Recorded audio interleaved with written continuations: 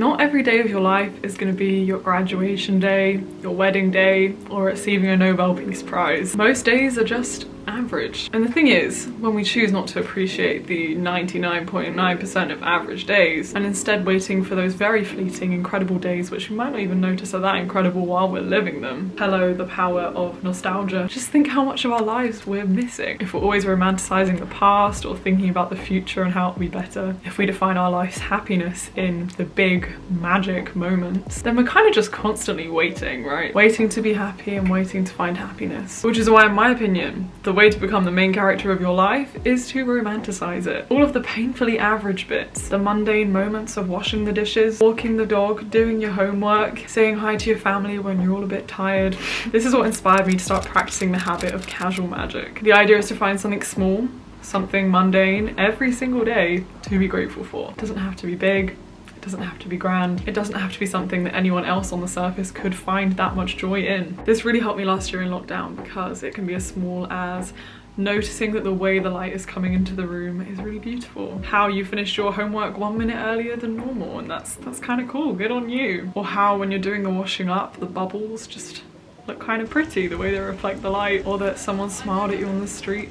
Someone left the door open for you. Tiny moments which you just notice. You just take that 1 extra second to find something beautiful in it. I love the idea of romanticizing your own life because no one is going to do it for you. Contrary to what you see on YouTube, most of life is just not that great. And I also prefer casual magic to the highlight of your day or the happiest moment of your day, because casual magic isn't about forcing yourself to be happy. It doesn't need to be objectively great or positive. In fact, you might have had a really shit day, and that's okay. You just accept the day for what it is, but still try and find one thing, no matter how tiny, that you can just find beauty in or find gratitude in. In moving to a space of gratitude, no matter how small, no matter how fleeting you do it for in the day, negative thoughts have less power over you. It is literally training your brain to look at the world in a new way. So today I'm going to take you on a little bike ride, but we're going to see it through the lens of romanticizing it. But before we do, I've got a pretty magical sponsor of today's video.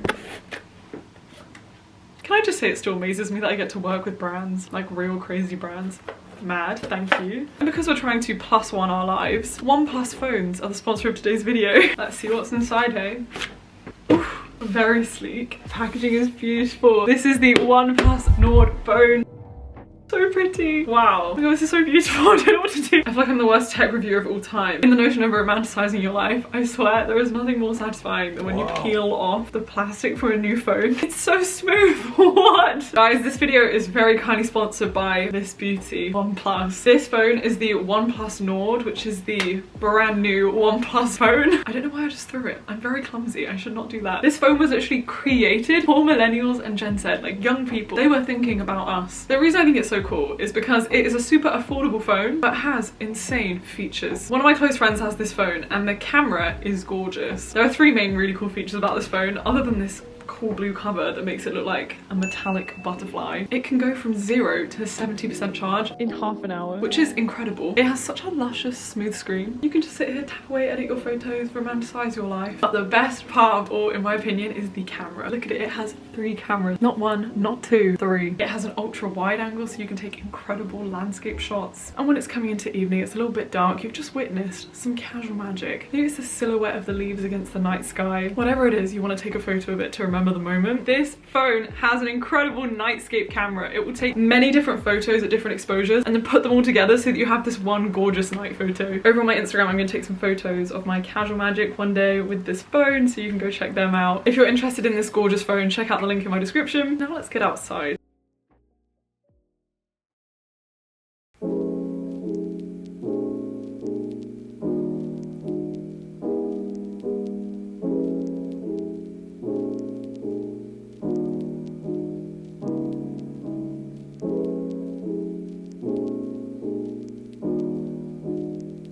Can you see all the reflection in the water, how beautiful it looks? This is giving me major Monet's Water Lilies vibes. It's a pretty cloudy day. It's funny how when I don't consciously have this lens of life is good, I'd be so tempted to be swept away in the horrible cloudy weather and contemplate everything that's wrong with the world. Oh my God, guys, look at this. This is so cool. I've never seen a beetle this big. Let me show you.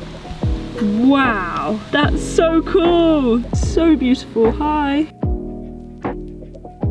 But as I was saying, when you try to look for things which are beautiful, you just see the day differently. Like, it definitely takes more effort, but you do just kind of think, okay, cool.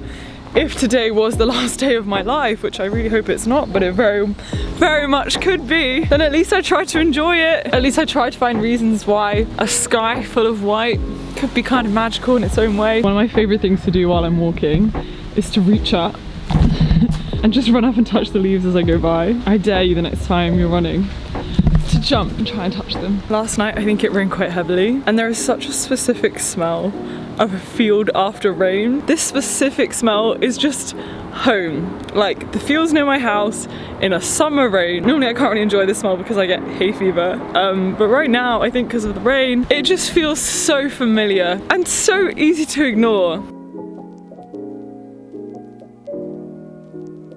Oh my gosh, two cute older women literally just made a beeline across the field just to come ask me what I was filming. Oh no, do you ever have these moments where you just go with what a stranger says because it's just easier? I didn't really want to get into the whole, oh yeah, I have a YouTube channel, like, oh no, it just feels a bit weird. So they were like, oh, you're making a nature documentary? And I just said yes. And the second I said yes, I was like, what am I doing? And they were both like, oh, that's so lovely. Like, young people bringing back a love of nature, that's awesome. So that was just very wholesome. And now I feel like I should make a nature documentary. I do feel a bit like David Attenborough right now. Yeah, love nature. Absolutely dozens of years. Yeah. And none of this shrubbery was there. And it's all grown since then. And now it's transformed and we get to enjoy this nature. And it's all coming in. I mean, I used to run around there. I was running back now.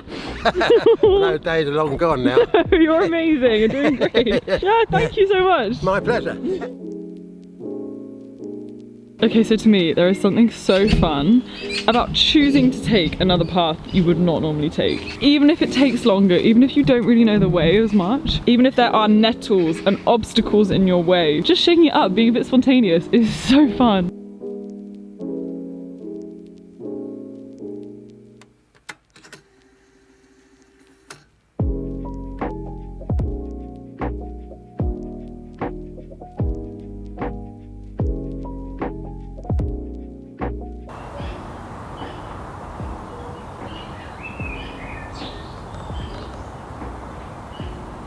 I don't know if the mic can pick up the sounds, but it's really beautiful here.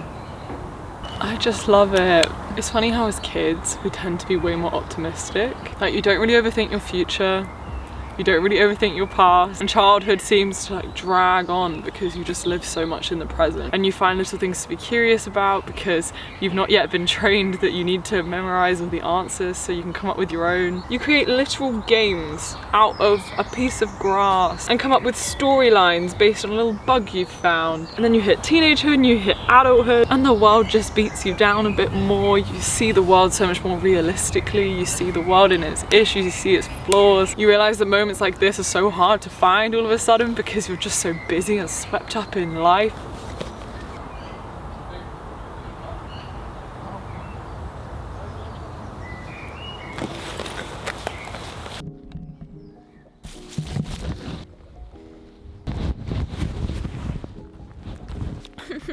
What a fitting time for that to happen. Okay, so wow, in a way that was the perfect thing that could have happened to illustrate my next point.